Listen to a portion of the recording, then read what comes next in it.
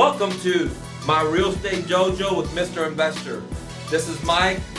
Gang, as you already know, and today's subject's about the mechanics of a subject to and what happens at closing, because you need to understand this process to make money, and then two, to be able to explain to your seller during the negotiation phase why he should sell you the house with none of your money and none of your credit.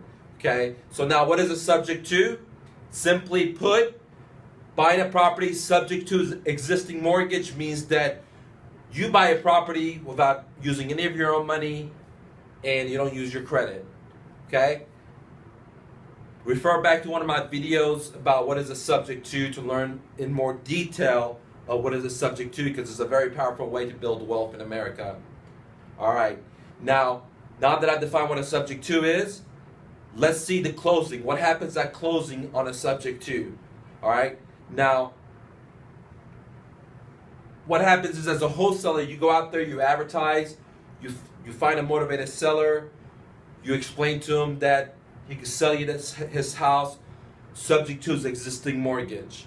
And then once you guys get into an agreement, you take that purchase agreement to a closing company or escrow company or an attorney's office. And at that time, the closing will happen, which means you as the buyer will show up and the seller will show up to the escrow company, and you guys go run through a marathon of paperwork and sign it. So now let's talk about what happens at closing, okay? So you both show up, and number one thing that happens at closing when you buy a property subject to is that the seller conveys the deed to the buyer, which is you in this case as an investor. And you, on the other hand, promise to the seller that you'll make their monthly payments. Okay? Now, it's very important that you pay attention. You're able to explain to your seller what happens here. The seller's underlying mortgage or underlying note or underlying lien stays in place. These are all the same things. Refer back to my general terms of real estate. So again, at closing, the seller gives you the title of the property. You become the rightful title owner of the property. You sign a note to the seller promising him that you'll make monthly payments on the property. And then at the same time, you sign a deed of trust to the seller that you pledge the property for collateral in case you default. And when the transaction is finished, when the dust clears, when the closing is over, the seller has given you the property, you're the rightful owner of it. However, his underlying note or the lien or the loan stays in place. So after closing, you step into the seller's shoes, you make the monthly payments month after month till you cash out the loan, okay? Or till you sell the property and then cash out the loan for the seller's note. Therefore, this is very important, so pay attention. When anybody does the seller's credit, that house mortgage or the house loan is still on the seller's credit, okay? So it's very important that you make the monthly payments month after month, okay? And your ability to explain to the seller that that mortgage is going to be still under their neck or their responsibility. And even though you bought the house, when they do their credit report, it's going to show up as a liability for them, okay? So it's very important that you explain that to the seller. But basically, the mechanics of a subject to at closing is everything's the same as traditional transaction.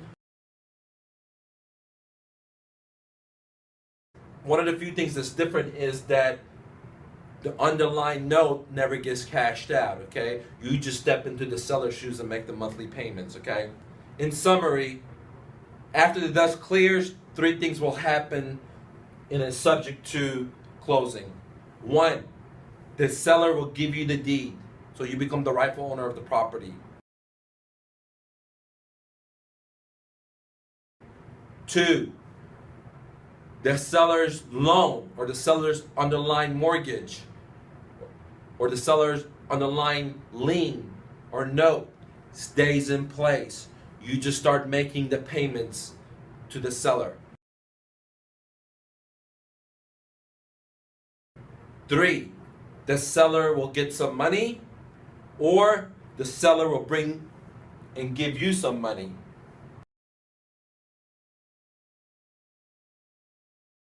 Now, go back to my videos about how to 3 ways to structure a subject to deal to make money regarding option number 3, which is the part where the seller will get some money or he or she will have to bring you some money.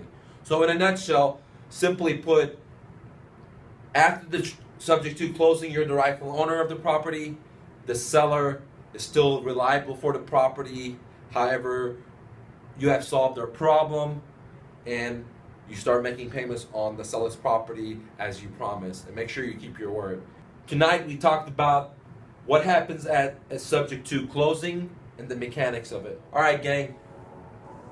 If you have any questions or comments, please list it below and I will answer your comments or questions in 48 hours. At the same time, if you enjoy these videos, please subscribe, please comment, please like, please share. Help me help you make more videos. I do these videos for free, and when you subscribe, when you like them, it pumps me up, it gives me energy to make more videos for you. Gang, this is Mike with Mr. Investor. Go out there, take action, and make it happen for yourself. I'll talk to you later, gang.